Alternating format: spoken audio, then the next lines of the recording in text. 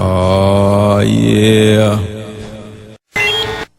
And now, our feature presentation.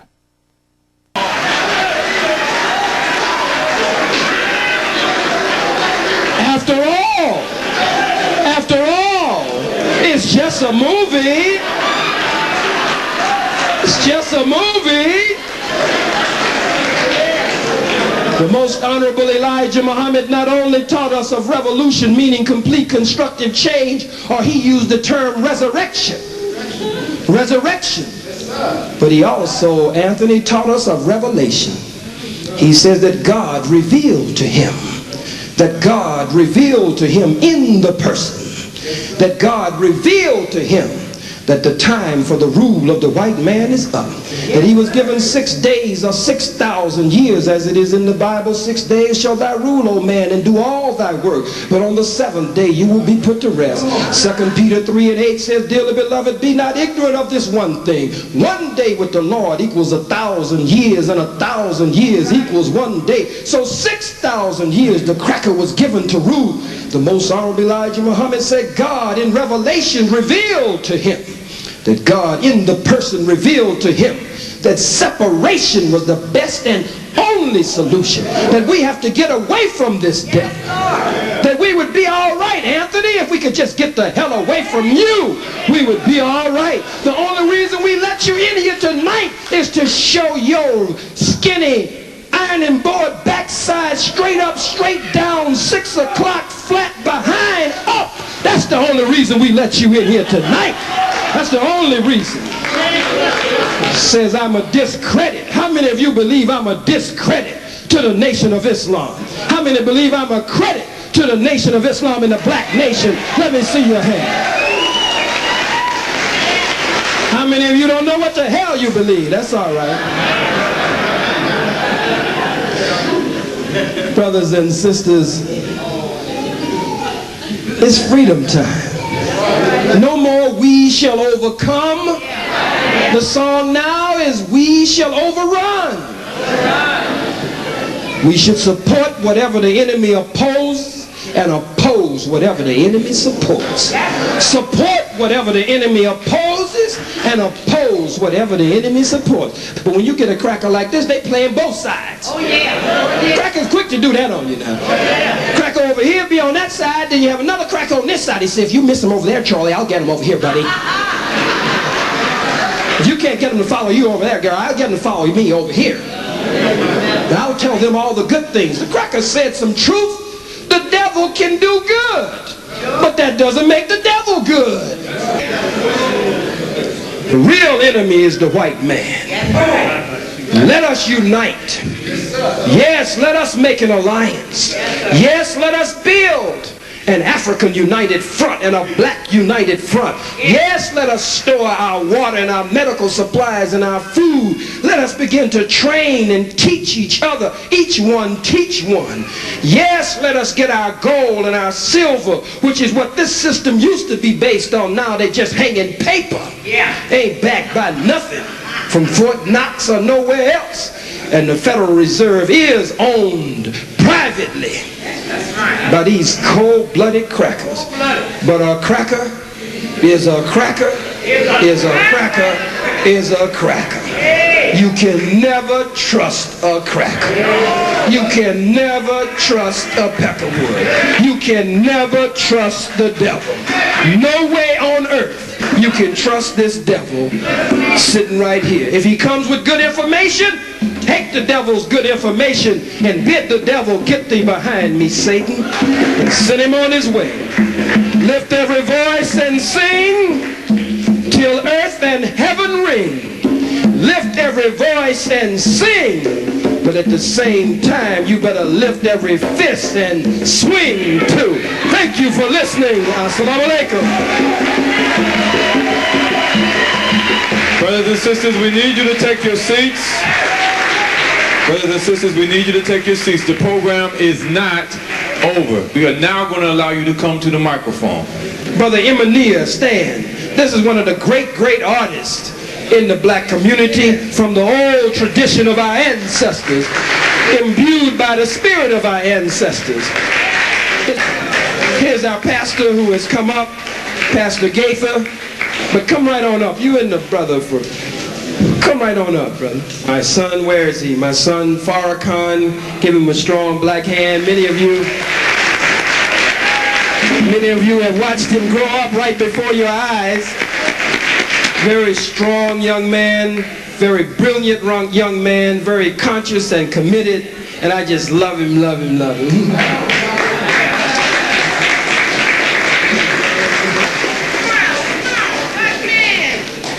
Where's his wife? That's his queen. Look how beautiful this queen is. Give her a strong black hand, brothers and sisters. This is a beautiful queen. Beautiful sister. Devil, how did you get that sister? You got one of our best sisters, you no good bastard.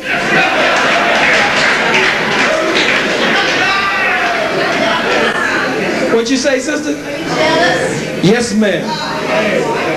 Definitely. This is a special presentation that he hasn't seen of Brother Muhammad, but he made some statements, and I want to let you know his son, to me, is a warrior.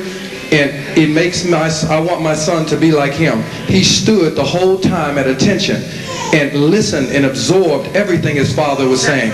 If we have children that has been reared up like this son, with the information, like if I was a kid with this information growing up like him, we wouldn't have no problems today. There is no end to it.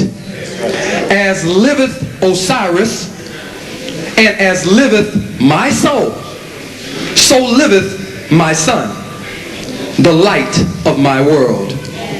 For the youth shall lead the way. As it was in the beginning, so shall it be in these last days. The youth needs to be programmed properly. Yes, sir.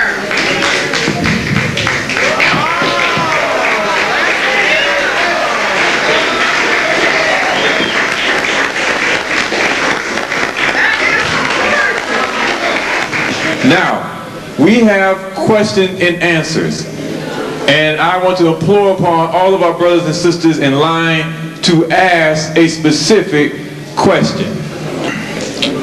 My name is Marcus, and I'm acquainted with Mr. Hilder. My question is directed at Mr. Anthony Hilder.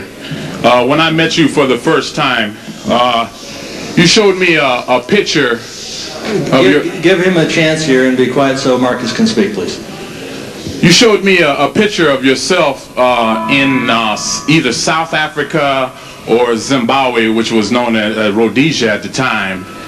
And you were kneeling over the dead bodies of either 8 to 12 black soldiers, and you had a big grin on your face. No, I didn't. I would like for you to explain to this audience, as some of your fellow white researchers have told me that you have murdered black people before in Africa. I'd like you to explain to this audience, what were you doing in South Africa? Who were you working for? And what was the reason why you were standing over those dead brothers? Okay, he's asking the question about my trip to Rhodesia. And this was during a time of war. I was acting as a journalist. I was brought out to Rusape, and at that particular time there was 20 individuals who had been killed, and I believe they were killed by Fantan. Fantan would be the equivalent of napalm. As a journalist, I was squatting down. I had my picture taken at that particular time.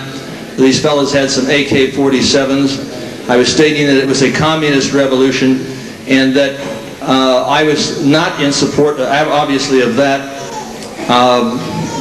The people of Rhodesia supported and elected and wanted Bishop Abel Muzorewa.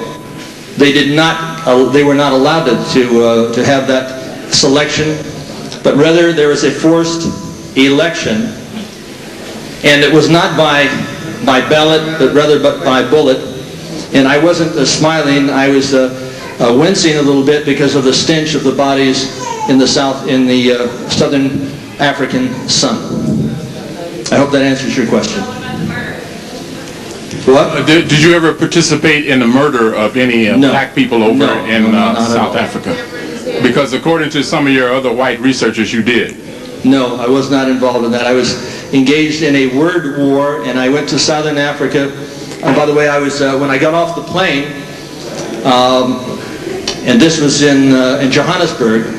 I was arrested by the South African police and held in Johannesburg. I am still persona non grata in South Africa because I was going to Africa to put up a plan for a United States of Africa which would recognize the tribal, linguistic, and racial nation states.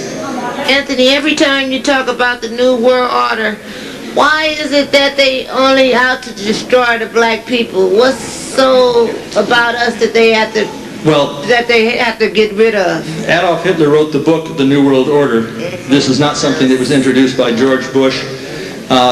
When I talk about they considered black people to be inferior and expendable, let's put it that way. So it's not just simply the extermination or elimination or culling of the black race. They want to reduce the world's population by about 80% eventually.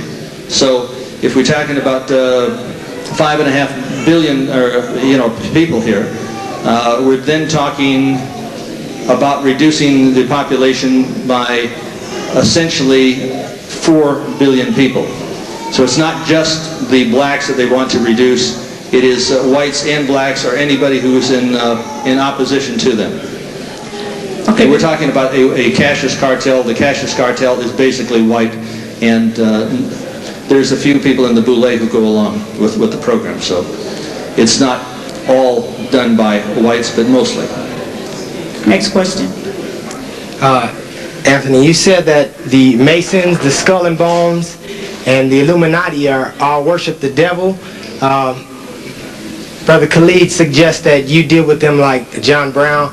I would like to ask you, how would you deal with these people who you say worship the devil? Well, for freedom to live, they must die.